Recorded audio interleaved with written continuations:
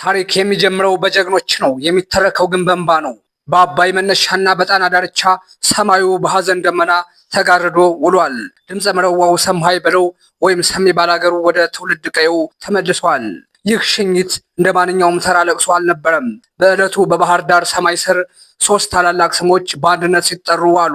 ሰማይ በለው፣ ማዲንጎ አፈወርቅ እና ታምራት ደስታ። እነዚህ ሶስት የጥበብ አውራዎች ዛሬ በሞት መንገድ ላይ እጅና እጅ ተያይዘው የህዝብን ልብ ሲያርሱ ውለዋል። በሽለላውና በፉከራው መሃል የእነዚህ ጀግኖች ስም አብሮ መጠራቱ ከጀርባው ምን አይነት ምስጢር ይኖረው ይሆን?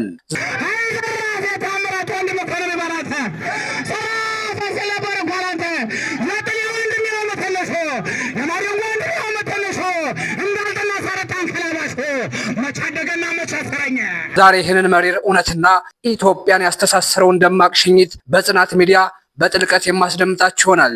እስከ መጨረሻው አብራችሁ ይቆዩ።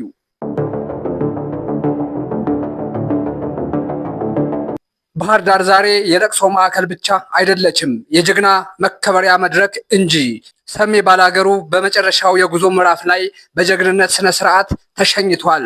በኢትዮጵያ ባህል ጀግና ሲሞት አይለቀስም ይባላል፣ ይልቁንም ይፎከርለታል። ሰሜም ጥበብን በጀግንነት ያገለገለ በመሆኑ የባህር ዳር አባቶች አጥንት ሰርስሮ በሚገባ ድምፅ ሽለላውን አቀለጡት። ያ በፉከራ የታጀበ ለቅሶ ሐዘኑን ወደ ኩራት ቀይሮታል። ሰሜን የኢትዮጵያ ልጅነቱን፣ የባህል አምባሳደርነቱን እና የጥበብ ሚዛንነቱን የሚዘክሩ ቃላት በባህር ዳር ሰማይ ስር አስተጋቡ።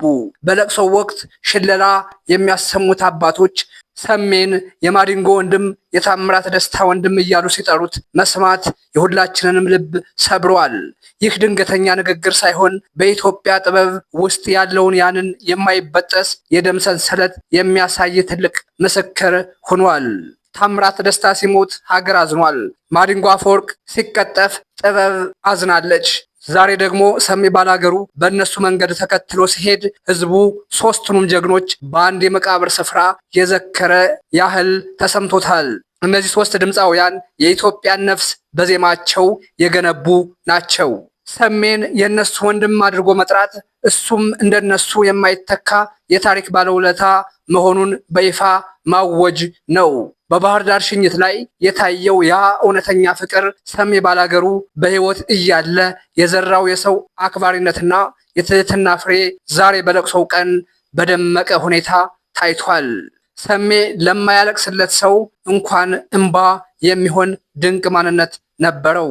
ነገሩ በዚህ ብቻ አላበቃም። በዕለቱ የተሰማው መሪር ግጥም በውስጡ ትልቅ የታሪክ ምስጢር ደብቆ ይዟል። ደና ጎበዝ ሲሞት ደስ ይለዋል ጅል፣ ደና ጎበዝ ሲሞት ደስ ይለዋል ጅል፣ አገሩ ሲወረር ወንዙ ሲደፈር፣ አረሰምሃይ ብለው ሲጣሩ፣ አረሰምሃይ ብለው ሲጣሩ፣ አለ ነው እንጂ የለም አትበሉ ይላል ከግጥሙ መካከል።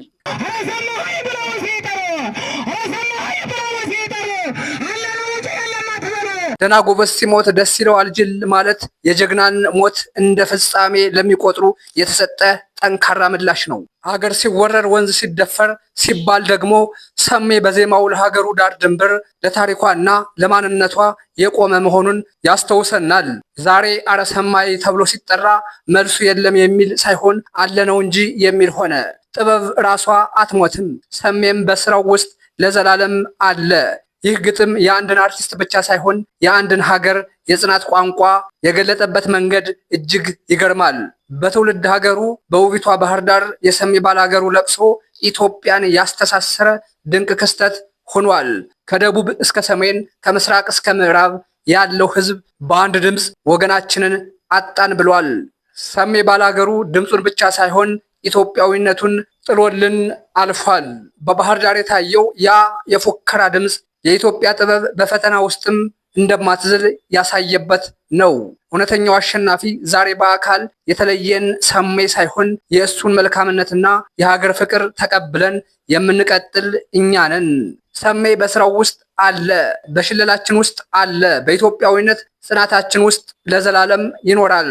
እናንተ በባህር ዳር የታየውን ያንን በፉከራ የታጀበ መሪር ሽኝት እና በዕለቱ የተሰማውን ያ አለ ነው እንጂ የለም አትበሉ የሚለውን ቃል እንዴት አያችሁት? ሰሜን ከታምራት ደስታ እና ከማዲንጎ አፈወርቅ ጋር ያገናኘው ያ ወንድማማችነትስ ለእናንተ ምን ትርጉም ይሰጣል? ሐሳባችሁን በሰከነና በጥበብ ቃላት በኮሜንት አጋሩኝ።